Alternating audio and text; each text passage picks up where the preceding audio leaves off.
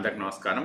ఇవాల్టి మన topic legal discussion. ఈ లీగల్ డిబేట్ ఏం నడుస్తుంది ఇవాళ దేశంలో అంటే, ప్రెసిడెంట్ ద్రౌపది ముర్ము గారు ఒక 14 క్వశ్చన్లు సుప్రీంకోర్టు పోస్ట్ చేసిండ్రు. ఇది ఎందుకు అనంటే, యాక్చువల్లీ లాస్ట్ మంత్ 8th రోజు అంటే ఏప్రిల్ 8th నాడు సుప్రీంకోర్టు ఒక బ్యూటిఫుల్ జడ్జిమెంట్ ఇచ్చింది. ఏంటి అంటే, ఒక బిల్లు అసెంబ్లీ నుంచి గవర్నర్కి వెళ్ళినప్పుడు 3 నెలల్లో దాన్ని సార్ట్అవుట్ చేయాలి. అయితే యాక్సెప్టో లేకుంటే రిజెక్షనో లేకుంటే దాన్ని పైకి ఎట్లా ప్రెసిడెంట్కి పంపించడము.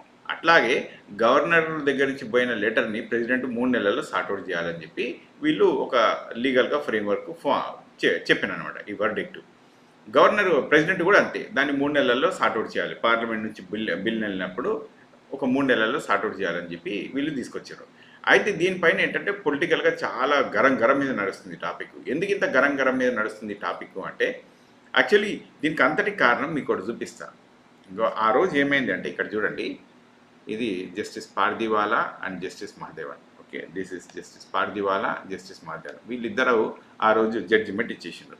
ఇక ఇటు దిక్కు కనుక చూస్తే అసలు ఈ సీన్ మొత్తానికి కారణం ఏంటంటే, స్టాలిన్ వర్సెస్ రవీంద్రనారాయణ్ రవి. ఇక ఈయన పేరు సైంధవుడు లాగా అని చెప్పుకోవచ్చు, ఎందుకంటే అన్నిటికీ అడ్డుపడతా ఉంటాడు. మహాభారతంలో సైంధవుడు ఉంటాడు కదా, అడ్డుపడడానికి అదే టైప్లో ఈయన కూడా ఉంటాడు. ఈ పేరు ఎవరు పెట్టుకోకండి, రవీంద్రనారాయణ్ రవి అనే పేరు ఎవరు పెట్టుకోరు సైంధవుడు లాగా పెట్టుకున్నట్టు, ఎందుకంటే ఈయన అట్లాంటి గొప్ప పనులు చేస్తూ ఉంటాడు. ఇప్పుడు స్టాలిన్ గారు ఒక 12 బిల్లులు, యాక్చువల్లీ 12 బిల్లులు ఉంటే 10 బిల్లులు మేజర్లీ అవి ఎడ్యుకేషన్ పైన, హెల్త్ పైన కొన్ని బిల్స్ చేస్తే, ఈ బిల్స్ అన్నింటిని అట్నే ఆపేసిండ్రు. ఎడ్యుకేషన్ పైన ఎట్లా అంటే వైస్ ఛాన్సలర్లు, వాళ్ళ అపాయింట్మెంట్లు, ఇంకా డిఫరెంట్ యూనివర్సిటీస్ అట్లా అన్నీ తీసుకొస్తే ఆ బిల్స్ అన్నీ ఆపేసిండ్రు ఆయన. బిల్స్ అన్ని ఆపేస్తే ఈ గొడవకు దారితీసి ఎన్ని రోజుల నుంచి అంటే, మరి 3 నెలల్లో జరగాల్సిన కార్యక్రమాన్ని 3 నెలల వితిన్ 3 monthsలో ఫినిష్ చేయాలని చెప్పి రూల్ వచ్చింది కదా. కానీ ఈయన ఏం చేసినంటే 3 సంవత్సరాల నుంచి ఆ బిల్స్ ఆయన దగ్గరనే పెట్టుకున్నారు. మరి 3 సంవత్సరాల నుంచి ఆయన దగ్గర బిల్స్ పెట్టుకోవడము, మరి ఇది యాజ్ సూన్ యాజ్ పాసిబుల్ అనే పద్ధతికి ఏమన్నా ఉన్నదా? అసలు ఒక దగ్గర ఏమన్నా ఉన్నదా? ఒక విషయం చెప్తాను. మీ బీయింగ్ ఏ డాక్టర్ ఒక చిన్న విషయం చెప్తాను. ఒక క్యాజువాలిటీలో కేసు ఉంటుంది. క్యాజువాలిటీలో కేసు కొంచెం ఎమర్జెన్సీ కేసులు కాబట్టి మేము రైట్ అవే మనం అటెండ్ చేయాలి. అదే కనుక మనము ఒక క్లినిక్ వేసింది అనుకో, 2 నెలలు 3 నెలలు టైం తీసుకొని దాన్ని సార్ట్అవుట్ చేస్తా కూర్చుంటా ఉంటాం, depending upon the severity, right?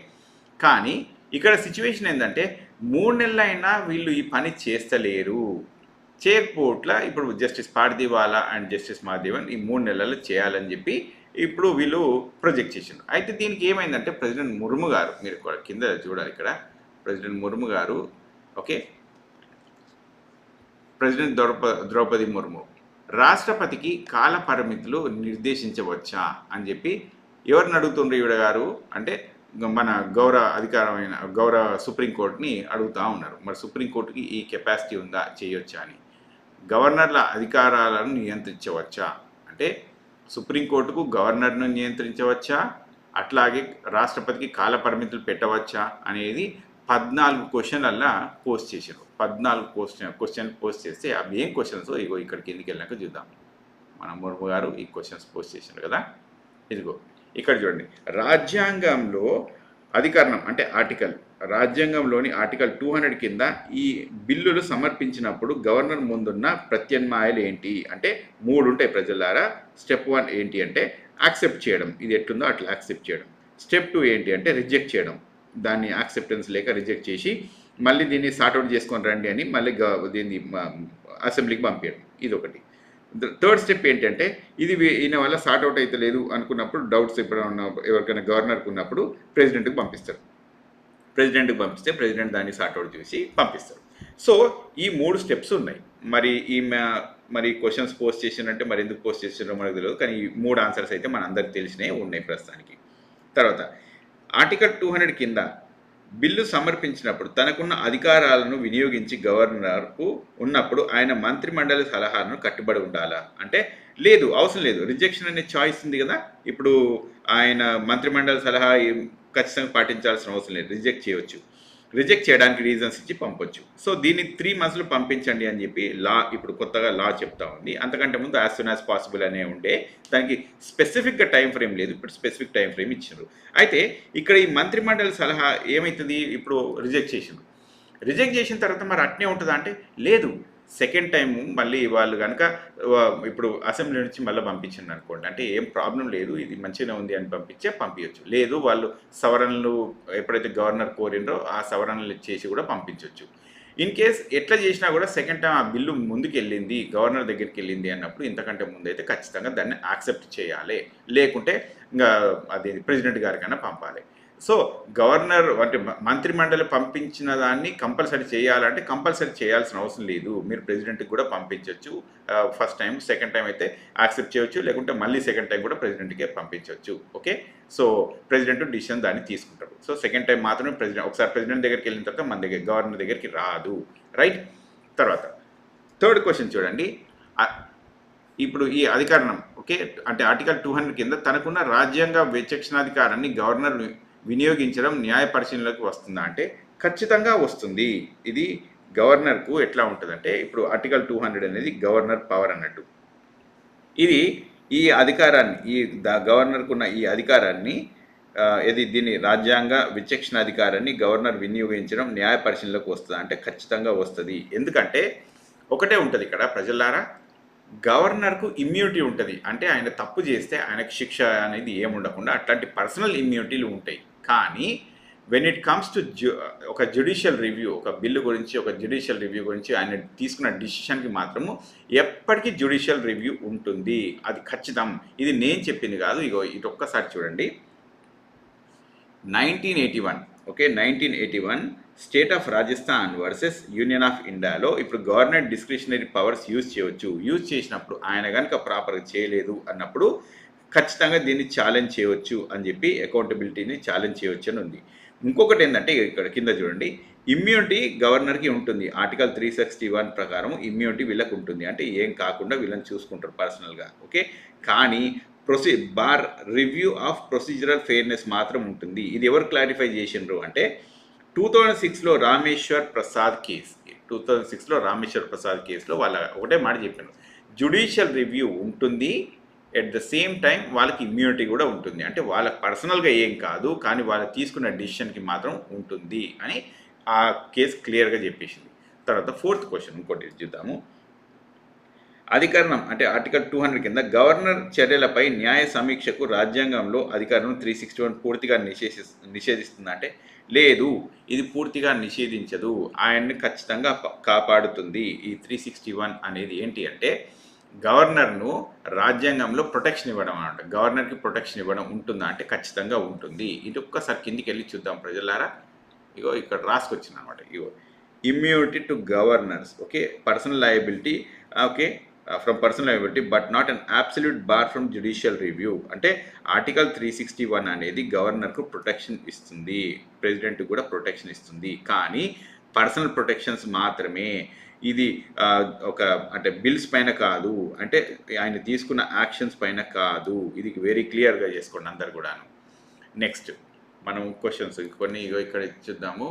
5th question, రాజ్యాంగ పరంగా నిర్ణీత కాల పరిమితి లేనప్పుడు అధికరణం 200 కింద 200 అధికరణం అంటే ఆర్టికల్ 200 ప్రకారం గవర్నర్కు ఉన్న అధికారాలపై న్యాయపరమైన ఉత్తర్వుల ద్వారా కాల పరిమితిని నియమించవచ్చా, అది ఎలా అమలు చేయాలి అన్న విధానాన్ని సూచించవచ్చా అంటే ఆన్సర్ వెరీ సింపుల్. ఇక్కడ నేను ఒకటి చెప్తాను. ఇప్పుడు కాల పరిమితి లేదు. కాల పరిమితి లేనప్పుడు వీళ్ళు ఒక 3 నెలలు పెట్టిండ్రు. ఓకే, ఎవరు సుప్రీంకోర్టు దాన్ని 3 నెలలు పెట్టింది. ఎవరికి, గవర్నర్కి కానీ ప్రెసిడెంట్కి కానీ 3 నెలలు పెట్టింది. 3 నెలలు పెట్టినప్పుడు వీళ్ళు ఆన్సర్ వెరీ సింపుల్, మీకు సరిపోదని చెప్పుంటే అదే టైం, లేకుంటే సరిపోతుందని చెప్పుంటే అయిపోతుంది కదా. అక్కడ మాకు ఇంత టైం కావాలి, ఇప్పుడు కేసులు బాగా వస్తున్నాయి, ఫైల్స్ ఎక్కువ ఉంటున్నాయి కాబట్టి 3 నెలలు కాబట్టి ఒక 4 నెలలు అని చెప్పుంది. అంతేగాని మేము 3 నెలలు పెట్టుకుంటాం, మాకు టైం ఫ్రేమ్ లేదు కాబట్టి ఎప్పటికి పెట్టుకుంటాం అంటే అది ఎట్లా అంటే ప్రజలు ఇప్పుడు ఒక ప్రభుత్వాన్ని కోరుకుంటారు. ప్రభుత్వాన్ని కోరుకున్నప్పుడు ప్రజలు ఆ ప్రభుత్వం కోరుకున్న దాన్ని ఆ ప్రభుత్వం ముందుకు తీసుకెళ్తున్నప్పుడు దాన్ని రోడ్ బ్లాక్ చేయడానికి కాదు కదా. ప్రెసిడెంట్ అండ్ గవర్నరు ఎట్లా అంటే they are the gatekeepers for the constitution. అంటే వాళ్ళకు కాన్స్టిట్యూషన్కి గార్డియన్స్ వాళ్ళు, అంటే గార్డియన్స్ కాబట్టి గార్డియన్ రోల్ వాళ్ళు ప్లే చేయాలి. అంతేగాని గార్డియన్ రోల్ ఉంది కదా అని చెప్పి ఎట్లా అంటే అట్లా ప్లే చేయడానికి రాదు కదా. ఓకే, అంటే ఇప్పుడు ఏంది, 3 నెలలు సుప్రీంకోర్టు పెట్టింది, వీళ్ళకు 3 నెలలు సరిపోదా చెప్పాలి. అంతేగాని కాల గడువు పెట్టొచ్చా పెట్టరాదా అంటే మరి ప్రజలారా మనం ఎంచుకున్న ప్రభుత్వంకి మనం కోరుకున్న కోరికల్ని తీర్చడంలో ఎవరైనా అడ్డు వస్తే మరి అది ఎట్లుంటుందో మరి ఒకసారి ఆలోచించాలి. దీన్ని మరి ఇప్పుడు ఎవరైనా కానీ గవర్నర్లు కానీ ప్రెసిడెంట్ ఎవరైనా కానీ మరి ఎంత కాల పరిమితి అనేది వాళ్ళకి ఏమైనా ఐడియా ఉంటే మరి సుప్రీంకోర్టుకు చెప్పొచ్చు. That is also possible, right? అట్లా ఉంటుంది కదా. తర్వాత అన్ని క్వశ్చన్స్ నేను ప్రాపర్గా కవర్ చేయడానికి ప్రయత్నం చేస్తున్నా. Video will be little longer, కానీ మంచిగా ఆలోచన చేసి చూడండి ఇది, ఎందుకంటే ఇది చాలా ఇంపార్టెంట్ వీడియో, అందరికీ తెలవాల్సిన వీడియో. ఈ న్యాయ సమీక్ష అనేది ఖచ్చితంగా తెలవాలి. ఎందుకు చెప్తా ఉన్నాను అంటే ఇవాళ కర్ణాటకలో తమిళనాడులో జరిగింది, రేపొద్దున మన ప్రభుత్వానికి కూడా జరగవచ్చు. ఇట్లాంటి నష్టాలు జరుగుతూ ఉంటాయి మనకు, రైట్? తర్వాత ఇగో క్వశ్చన్ నెంబర్ 6. ఆర్టికల్ 200 ప్రకారం ఆర్టికల్ 200 ప్రకారం రాష్ట్రపతి రాజ్యాంగ విచక్షణాధికారాన్ని వినియోగించుకోవడం న్యాయ పరిశీలనలోకి వస్తుంది. అంటే వెరీ సింపుల్. మళ్ళీ ఈ క్వశ్చన్కి కూడా వెరీ సింపుల్గా చెప్తా ఉంటాను ప్రజలారా. ఇప్పుడు ఆర్టికల్ 200 అనేది గవర్నర్కి ఉంటుంది, ఆయన పవరు. అట్లాగే 201 అనేది ప్రెసిడెంట్కి ఉంటుంది.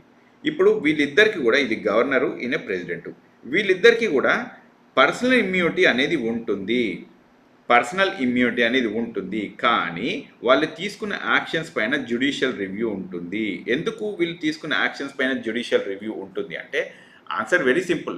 అది వాళ్ళ పర్సనల్ మ్యాటర్ కాదు కాబట్టి వాళ్ళకి పర్సనల్ మ్యాటర్లో ఇమ్యూనిటీ ఉంటుంది. కానీ మొత్తం ఇదంతా రాష్ట్రానికి సంబంధించింది, దేశాలకు సంబంధించింది, సావర్నిటీ సంబంధించింది, ఇదంతా సంబంధించింది కాబట్టి వాళ్ళు తీసుకునే యాక్షన్ పైన ఖచ్చితంగా జ్యుడిషియల్ రివ్యూ ఉంటుంది. ఓకే, అది నేను చెప్పింది కాదు, మీరు ఇక్కడ చూడొచ్చు. 1971లో సుప్రీంకోర్టు, ఓకే, ఇది చూడండి, state of Kerala versus president of India, ఈ కేసులో 1971 ఈ కేసులో ఏం చెప్పిందంటే, establish that the president actions though discretionary are subject to judicial review if they violate constitutional principles like federalism and fairness. అంటే ఫెడరలిజం అంటే ఇప్పుడు స్టేట్ అండ్ సెంట్రల్కి వాళ్ళ సెపరేట్ అధికారాలు ఉంటాయి. ఓకే, ఆ సెపరేట్ అధికారాలని అది ప్రాపర్గా ఫాలో చేయాలి. అది ఫాలో చేయనప్పుడు ఫెడరలిజం అనేది దెబ్బతింటుంది. కాబట్టి అట్లాంటి సందర్భంలో, లేకుంటే ఫెయిర్నెస్ అంటే ఇప్పుడు బిల్సే ఉన్నాయి, ఆ బిల్స్ను 3 నెలలు కాకుండా ఎప్పటికీ అట్నే పెట్టుకుంటాం అనే ఈ ఫెయిర్నెస్ ఉంటుంది చూస్తుందా, ఈ ఫెయిర్నెస్ని నడిపించడం కోసం ఖచ్చితంగా జ్యుడిషియల్ రివ్యూ ఉంటుంది అని 1971లో సుప్రీంకోర్ట్ ఆఫ్ ఇండియా ఈ కేసు చెప్పింది, రైట్? తర్వాత నెక్స్ట్ క్వశ్చన్ చూపిస్తాను ప్రజలారా. Let's go down a little bit, right? ఇవి ఈ కేసు చూడండి.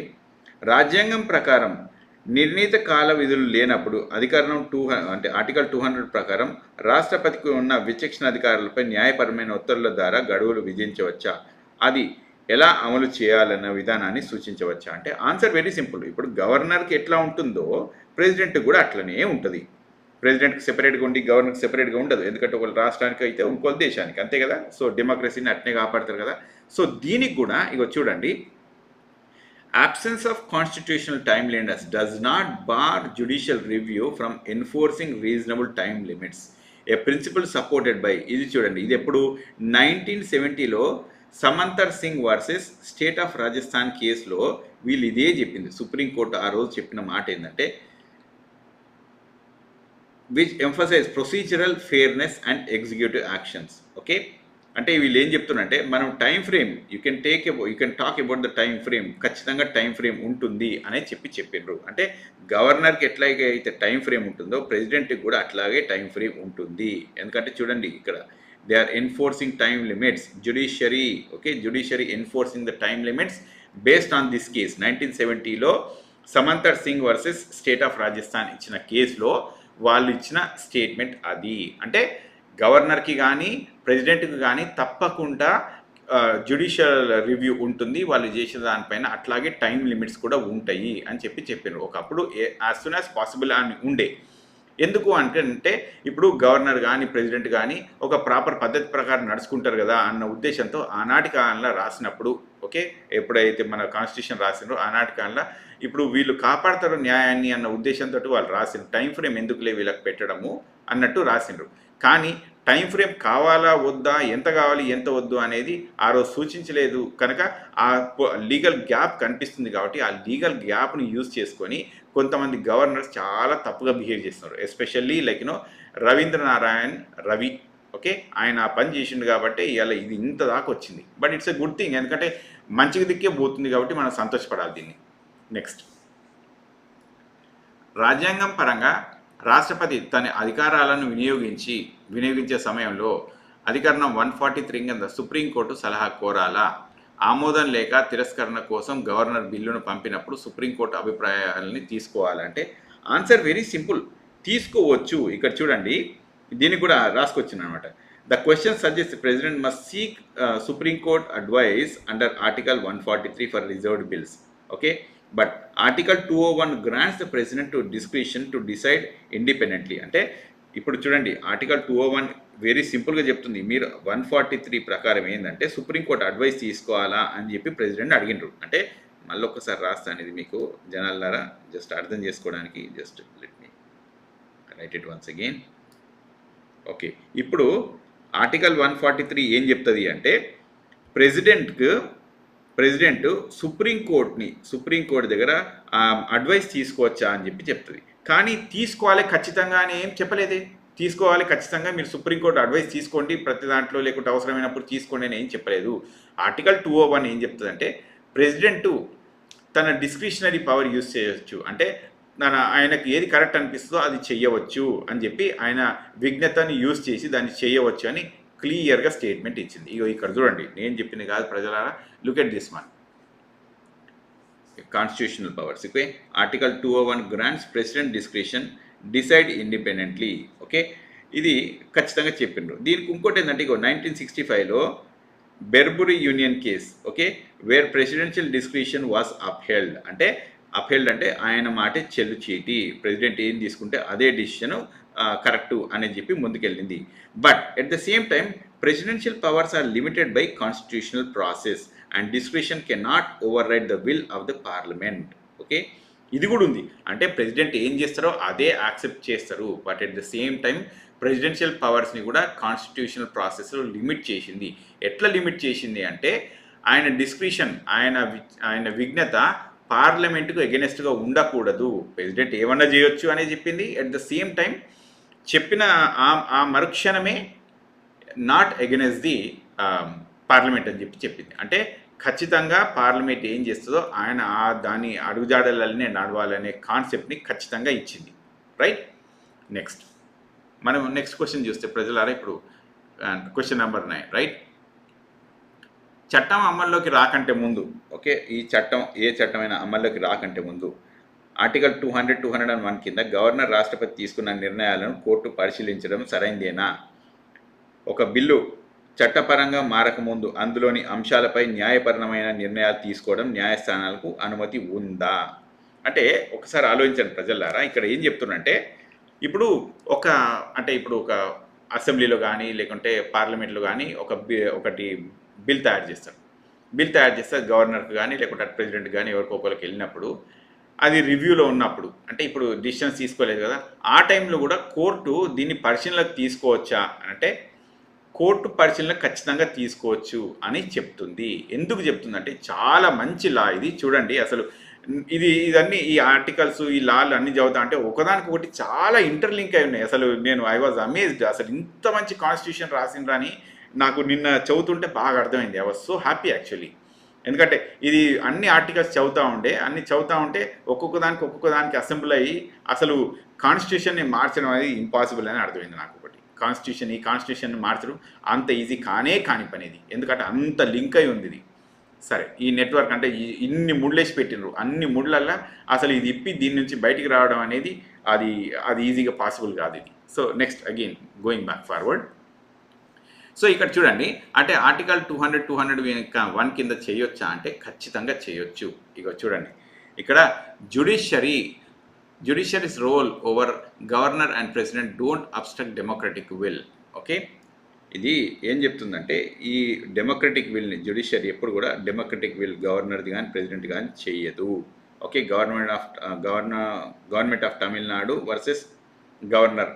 ఇక్కడ ఏం చెప్తుందంటే ప్రొసీజరల్ డిలేస్ మాత్రమే ఉంటే చేయడానికి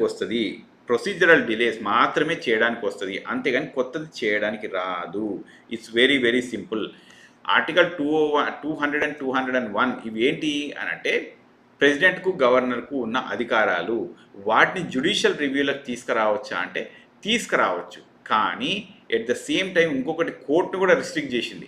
కోర్టును ఎట్లా రిస్ట్రిక్ట్ చేసిందంటే కొత్త రూల్ తీసుకురావడానికి రాదు, జ్యుడిషియల్గా ఉన్న డిలేస్, ఇప్పుడు డిలే అవుతుంది కదా, ఇట్లాంటి డిలేలు మాత్రమే తీసుకొని ఎక్కడైతే లీగల్ గ్యాప్స్ ఉంటాయో వీటిని మాత్రమే సార్ట్అవుట్ చేయవచ్చు అని చెప్పి ఇప్పుడు ఏప్రిల్ 8 రోజు జడ్జిమెంట్ ఇచ్చిండ్రు.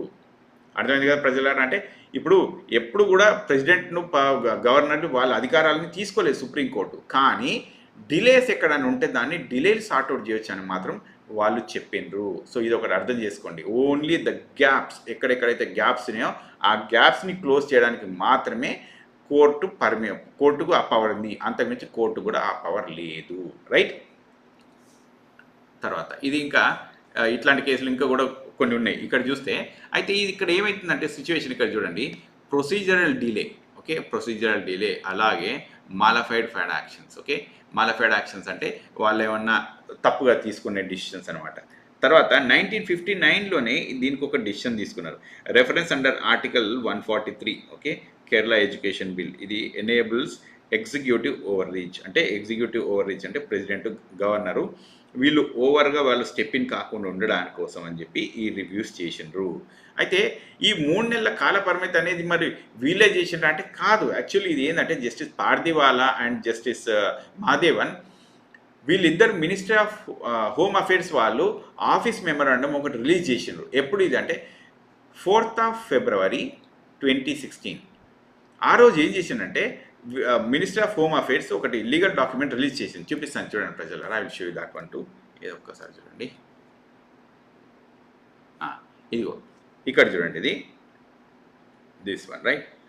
Supreme court. Okay, however Supreme Court's April 8, 2025 judgment made it clear that it was merely adopting guidelines issued by the Ministry of Home Affairs through back-to-back office memorandums issued in 2016, fixing a 3-month timeline for the president.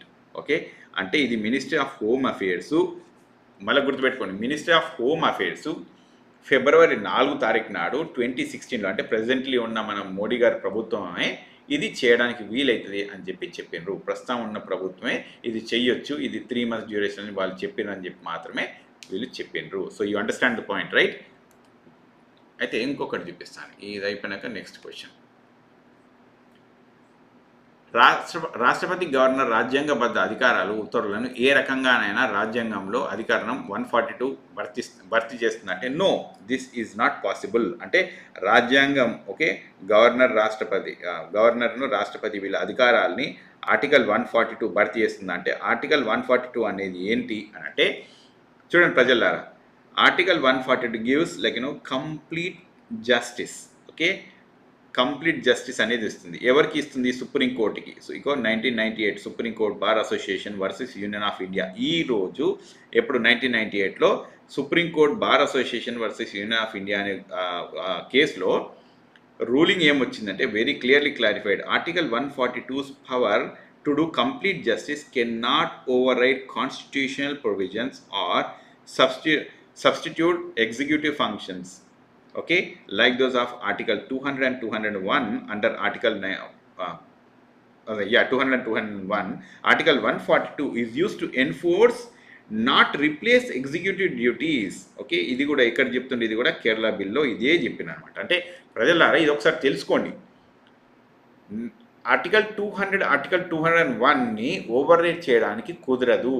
కానీ ఎక్కడెక్కడైతే gaps ఉన్నాయో దానికి కోర్టుకు full అధికారం ఉంటుంది. ఎట్లాంటి అధికారం ఉంటుందంటే గ్యాప్స్ను ఫిల్ చేయొచ్చు, కానీ కొత్త లాని క్రియేట్ చేయరాదు. అట్లాగే ప్రెసిడెంట్ను గవర్నర్ను వాళ్ళని కట్టడి చేయరాదు అని చెప్పి క్లియర్గా చెప్పేసిండు ఆ రోజు, రైట్? తర్వాత రాష్ట్ర శాసనసభ చేసిన చట్టం అధికారం 200 కింద గవర్నర్ సమ్మతి లేకుండా అమల్లోకి రావచ్చు అంటే రాదు. ఇది రాదు కాబట్టి ఈ గొడవ అంతా జరుగుతుంది. ప్రజలారా ఇప్పుడు బిల్లు ఇప్పుడు చూపిస్తాను, లెట్ మీ కమ్ హియర్. ఇప్పుడు ఒక బిల్లు ఉంటుంది. ఓకే, ఈ బిల్లు గవర్నర్ స్టాంపు ముద్ర సంతకం లేకుంటే ఇది లా అవుతుందా, యాక్ట్ అవుతుందా అంటే కాదు. That will not happen. అదే చెప్తాడు ఇక్కడ చూడండి. 1961లో పురుషోత్తమన్ నంబూద్రి కేసులో అన్అసెంటెడ్ బిల్స్ వర్ డీమ్డ్ ఇన్ఎఫెక్టివ్. అంటే ఇప్పుడు ఈ గొడవ అంతా జరుగుతుంది అసలు ఆ రీజన్ కోసమే. అంటే ఏ రీజన్ అంటే గవర్నర్ ముద్ర పెట్టక స్టాంప్ వేయకపోతే ఏమవుతుంది అనే దాని మీదే కదా ఈ గొడవ అంతా కూడా. ఓకే, అయితే ప్రభుత్వము అంటే ఇప్పుడు మన కాన్స్టిట్యూషన్ చాలా మంచిగా రాసిండ్రండి. అసలు ఎంత ఎంత మంచిగా రాసిండ్రు అంటే కాన్స్టిట్యూషన్లో సుప్రీంకోర్టుకు తన పవర్ తనకుంటుంది, గవర్నర్కు ప్రెసిడెంట్కి వాళ్ళ పవర్స్ వాళ్ళకు ఉంటాయి, అట్లాగే స్టేట్ లెజిస్లేచర్కును పార్లమెంట్కు వాళ్ళ అధికారాలు వాళ్ళకు ఉంటాయి. ఇప్పుడు ఒక చట్టం పార్లమెంట్ చేస్తుంది, దాన్ని గవర్నర్ ముద్రేస్తారు, ఓకే అని చెప్పాలి కాబట్టి ఆయన రీచెక్ చేస్తారు. ఓకే, అది రీచెక్ అయినా కూడా ఏమైనా ప్రాబ్లమ్స్ ఉన్నాయన్నప్పుడు సుప్రీంకోర్టు దాన్ని రివ్యూ చేయవచ్చు. ఇది 3 ఉన్నాయి.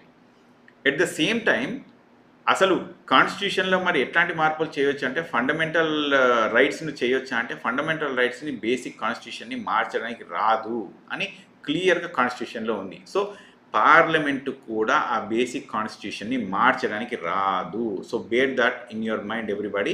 ఈ చట్టాలని కొన్ని చట్టాలని మార్చొచ్చు, కానీ ఎవరైనా బేసిక్ కాన్స్టిట్యూషన్ని మార్చడానికి రాదు. It's return in the constitution. So అదొకటి మనం అందరం తెలుసుకోవాలి. ఎవరైనా రాజ్యాంగాన్ని మారుస్తామని ఒక 80,000 పుస్తకాలు చదివిన ఒక మహామేధావి చెప్తా ఉంటాడు, ఒక్కొక్క దేశంలో 20 ఏళ్ళకే ఒకసారి మారుతుందని చెప్పి. 20 ఏళ్ళకి మారే రాజ్యాంగం వేరే, ఈ రాజ్యాంగం వేరే. ఈ రాజ్యాంగం మారది, ఈ రాజ్యాంగం అసలే మారడానికి కుదరదు. ఇప్పుడు మొన్న బిఎన్ఎస్ అవి వచ్చినాయి కదా, అవి వచ్చినా ఎంత పర్సెంటేజ్ మారిందంటే <5% కొన్ని చిన్న బేసిక్ చేంజెస్ చేసిండే తప్ప అంతకుమించి చేయడానికి రాలేదు. ఆ రూల్స్ అన్నీ గట్టినే ఉన్నాయి, ఆ లాస్ అన్నీ గట్టినే ఉన్నాయి, పుట్టిన నంబర్లు మాత్రమే మార్చింది. Right, next going back. So article 145(3) ప్రకారం రాజ్యాంగ అంశాలతో ముడిపడి ఉన్న ప్రశ్నలకు ఉన్న ప్రొసీడింగ్స్ ఏ ధర్మాసనం ముందుకు వచ్చినా దాన్ని 5 సభ్యుల రాజ్యాంగ ధర్మాసనానికి నివేదించడం తప్పనిసరి కదా అంటే కాదు. ఎందుకు అంటే ఇది నేను చెప్పింది కాదు. చూడండి, 1973లో కేశవానంద భారతి కేసు. కేశవానంద భారతి గారు ఈ కేసు చాలా అద్భుతంగా చెప్పినారు. అసలు ఎంత అద్భుతంగా చెప్పినారు అంటే అసలు చాలా మంచిగా చెప్పినండి. 1973లో ఈ కేసు ఎట్లా వచ్చేసిందంటే, ఇప్పుడు మనం చూస్తే సుప్రీంకోర్టులో అక్కడ అన్ని కోర్టుల్లో కలిపి 5 కోట్ల కేసులు ఉన్నాయి. ఈ 5 కోట్ల కేసులు సాల్వ్ కావాలంటే మరి ఎంతమంది లాయర్లు కావాలి, ఎంతమంది జడ్జిలు కావాలి, ఎన్ని ఆఫీస్ రూములు కావాలి, ఎంత అసలు మిషనరీ కావాలి, దీని కథే వేరున్నది. సో దీని సంగతి ఇప్పుడు మనం కొద్దిగా పక్క పెడదాము. Including this year I think subject to correction, సుప్రీంకోర్టులో ఈ సంవత్సరం కూడా ఇప్పటిదాకా ఈ 5-6 నెలలనే ఒక 80,000 కేసులు ఏమో పెండింగ్లో ఉన్నాయన్నట్టు నేను చదివిన ఎక్కడో. I could be wrong, but mostly I think I'm right. Okay, కొంత సబ్జెక్ట్ కరెక్షన్ స్మాల్ నెంబర్స్ ఉన్నాయి, కానీ అంత కేసులు అయితే ఉన్నాయన్నట్టు నేను చదివినాను. సో అయితే ఇక్కడ ఏం చెప్పినారు అంటే, మరి ఒక ధర్మాసనం ఇట్లాంటి ఎప్పుడైనా రూల్స్ ఇచ్చేటప్పుడు 5 ఉండాలి కదా అని చెప్పినారు. 5 ఉండాల్సిన అవసరం లేదు, 2 కూడా ఇవ్వచ్చు. ఎట్లాంటి సందర్భంలో 2 ఇవ్వచ్చు అంటే, ఎప్పుడైతే కాన్స్టిట్యూషనల్ చేంజెస్ ఉంటాయో వాటికి 5 కావాలి. కాన్స్టిట్యూషనల్ చేంజెస్ లేని వాటికి, ఉట్టి ప్రొసీజర్గా ఫాలో అయ్యే వాటికి అవసరం లేదు అని కేశవానంద భారతి గారు చెప్పారు. చూపిస్తాను చూడండి, ఇక్కడ చూడండి. Procedural matters, okay, preliminary issues and procedural matters. Okay, smaller benches can handle preliminary issues or procedural matters. మరి దేనికి అంటే ఒక కాన్స్టిట్యూషనల్ ఇంటర్ప్రిటేషన్కి మాత్రమే, ఎప్పుడైతే కాన్స్టిట్యూషన్ ఇంటర్ప్రిటేషన్ ఉంటుందో దానికి మాత్రమే చేయొచ్చు. అంటే ఇన్ని క్వశ్చన్స్ చేస్తున్నప్పుడు నాకైతే కొన్ని డౌట్ వచ్చినాయి. అంటే ఇవన్నీ క్వశ్చన్స్ ఎందుకు అడుగుతున్నట్టు, ఇంత ఇబ్బంది పెట్టడానికా లేకుంటే తెలుసుకోవడానికా అనేది నాకైతే తెలియదు. ఎందుకంటే ప్రెసిడెంట్ రాష్ట్రపతి భవన్ చాలా పెద్ద బిల్డింగ్, అది మస్తు పెద్ద బిల్డింగు, అలా మస్తు మంది ఉంటారు. ఇక ఈ టీం ఆ టీం ఉండదని ఏం లేదు, అన్ని టీమ్స్ ఉంటాయి అక్కడ. ఎందుకంటే త్రివిధ దళాలకి హెడ్ ఎవరు? రాష్ట్రపతి. త్రివిధ దళాలకు హెడ్ కాబట్టి ఆమె దగ్గర అందరూ అన్నీ 24/7 పనిచేస్తూనే ఉంటాయి, అన్ని రకాలుగా. అట్లుంటుంది సిచ్యువేషన్, రైట్?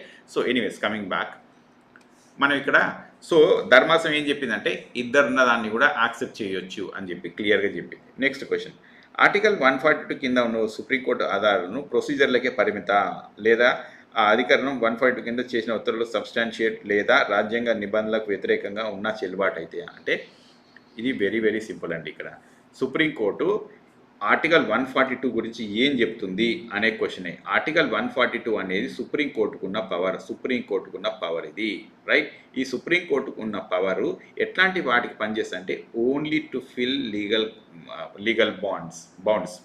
చూడండి, ఇది 2002లో supreme court bar association versus union of India అనే సందర్భంలో ఆ కేసు వచ్చినప్పుడు కంప్లీట్ జస్టిస్ చేయొచ్చు, కానీ only fill gaps with legal bounds అంత మాత్రమే ఉంది, అంతకు మించి చెప్పడానికి లేదు. Okay, article 142 orders must confirm fundamental rights and legal framework ensuring no overreach. అంటే ఫండమెంటల్ రైట్స్ లీగల్ ఫ్రేమ్వర్క్ మాత్రమే పనిచేస్తుంది, అంతకు మించి పని చేయదు. సో ప్రజలారా, ఈ క్వశ్చన్స్ చాలా మంచి క్వశ్చన్స్ ప్రెసిడెంట్ గారు పోస్ట్ చేసినాయి. మనందరికీ తెలియాల్సిన క్వశ్చన్స్ ఇవన్నీ, ఉట్టిగా కాదు, ప్రాపర్గా తెలుసుకోవాల్సిన క్వశ్చన్స్. దీని మీద నేను కొంత వర్కౌట్ చేసి తీసుకొని వచ్చిన. Next last question I think so. ఒక్క అధికారం 131 కింద తప్ప కేంద్ర రాష్ట్ర వివాదాల మధ్య పరిష్కరించడానికి సుప్రీంకోర్టుకు ఇతర అధికారుల పరిధిలో రాజ్యాంగం నిషేధిస్తుందా అంటే ఆన్సర్ వెరీ సింపుల్. 131 ఉండదు, ఆర్టికల్ 22 ఉంటుంది, ఆర్టికల్ 226 ఉంటుంది. ఇప్పుడు మన అందరం ఐ థింక్ జేబీఎం సినిమా చూసినాం అనుకుంటా, చాలామంది, నేను కూడా చూసిన జేబీఎం సినిమా, సూర్యాది. అందులో ఈ ఆర్టికల్ 22 గురించి చాలా మంచిగా ఉంటుంది. అది కార్పస్ అంటారు, హెబిస్కస్ కార్పస్ అంటారు. హెబిస్ కార్పస్ అంటే ఇప్పుడు ఎవరైనా తప్పిపోయినారు అనుకోండి, తప్పిపోతే వాళ్ళు ఎక్కడ తప్పిపోయినరో అది తెలుసుకునే మనకు ఆ రైట్ మనకు ఉంటుంది అనమాట. సో మనం ఆ కేసు సుప్రీంకోర్టులో కానీ హైకోర్టులో కానీ ఏ కోర్టులో అన్నా ఫైల్ చేయొచ్చు. ఫైల్ చేస్తే మనం మిస్ అయిన క్యాండిడేట్ ఎవరు ఉంటారో వాళ్ళని దొరకబడతారు. అది మన రైట్ అనమాట. అది ఆర్టికల్ 22. సో దీన్ని ఖచ్చితంగా సుప్రీంకోర్టు కానీ హైకోర్టు కానీ తీసుకోవచ్చు. అట్లాగే ఇది ఒక పర్సనల్కి వచ్చింది.